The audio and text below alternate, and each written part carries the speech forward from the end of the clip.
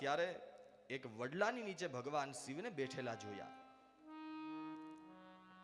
અને 100 યોજનથી પણ ઊંચું જે વડલાનું ઝાડ હતું, આ વડલાની નીચે ભગવાન શિવ બેઠા હતા.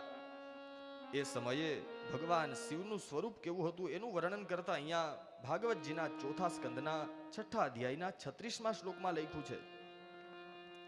લિંગમ ચતાસાભિષ્ટમ ભસ્મદંડજટાજિનમ અંગે સંધ્યાભ્રજા ચંદ્રલેખાં ચચભ્રતમ. ભગવાન શિવજી વડના ઝાડની નીચે બેઠા હતા. એ સમયે દેવતાઓ આવ્યા, બ્રહ્માજીને સાથે લઈને પધાર્યા. એ સમયે ભગવાન તર્ક મુદ્રા ધારણ કરી વડલાની નીચે બેઠેલા જોઈ અને હવે સૌથી પહેલા ભગવાન બ્રહ્માજીએ બોલવાની શરૂઆત કરી.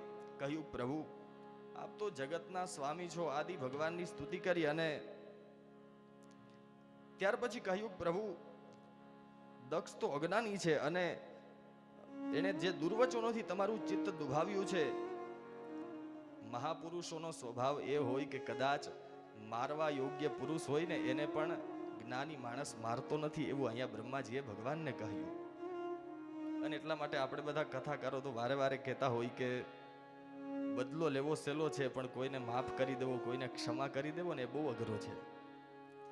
આ દક્ષ પ્રજાપતિ ની કથા આટલી વાર વાંચી એમાં થોડુંક મને એ પણ એવું લાગ્યું દાદા કે અત્યાર સુધી બધાએ લગભગ મેં તો એવું જ સાંભળ્યું છે કે સત્સંગ વગર ક્યારેય માણસના જીવનમાં વિવેક ના આવે, બિનું સત્સંગ વિવેક ન હોય. પણ મને એવું લાગે છે કે સત્સંગથી તો વિવેક આવે જ, પણ સાથે સાથે થોડીક સજા પણ હોવી જોઈએ. સજાથી પણ થોડોક વિવેક આવે. અને એનું એક દ્રષ્ટાંત જોવા જઈએ તો છોકરો કદાચ ચોરી કરતો હોય અને છોકરાના પિતા હોય, અથવા તો દેશી ભાષામાં કહીએ, હું તો હાવ જંગલની વચ્ચે રહેવા વાળો માણસ છું. છોકરાથી કઈ ભૂલ થઈ જાય ને એટલે પછી બાપ એક થપ્પડ મારે ને તો તરત વિવેક આવી જાય કે બીજી વાર આમ ન કરાય.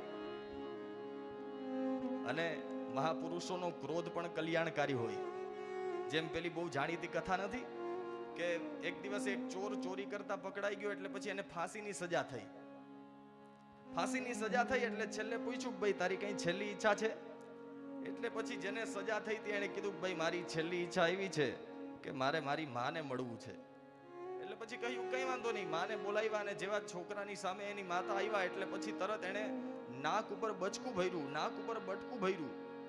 એટલે પછી પેલી માએ કીધું ને એની હારે જે હતા એને પૂછ્યું, ભાઈ આવું થોડું કરાય? તારી છેલ્લી ઈચ્છા માને મળવાની હતી બરાબર, પણ જ્યારે માં મળવા આવી તો એને નાક ઉપર તે બચકું ભર્યું, આવું શું કામ? ત્યારે પેલા છોકરાએ જે જવાબ આપ્યો ને એ જવાબ મારા કહેવાનો સાર છે. છોકરાએ કહ્યું, જો હું જ્યારે સ્કૂલમાં ભણતો એ સમયે એકવાર બોલપેનની ચોરી કરીને આવ્યો તો, જ્યારે પેનની ચોરી કરીને આવ્યો ને ત્યારે મારી માએ મને કીધું તું કઈ વાંધો નહીં, પણ કોઈને કહેતો નહીં. જો એ દિવસે મારી માએ મને એકવાર થપ્પડ મારીને મને પાછો મોકલ્યો હોત ને કે આ પેન પાછી આપી દે તો બીજી વાર હું આવી ચોરી ન કરત.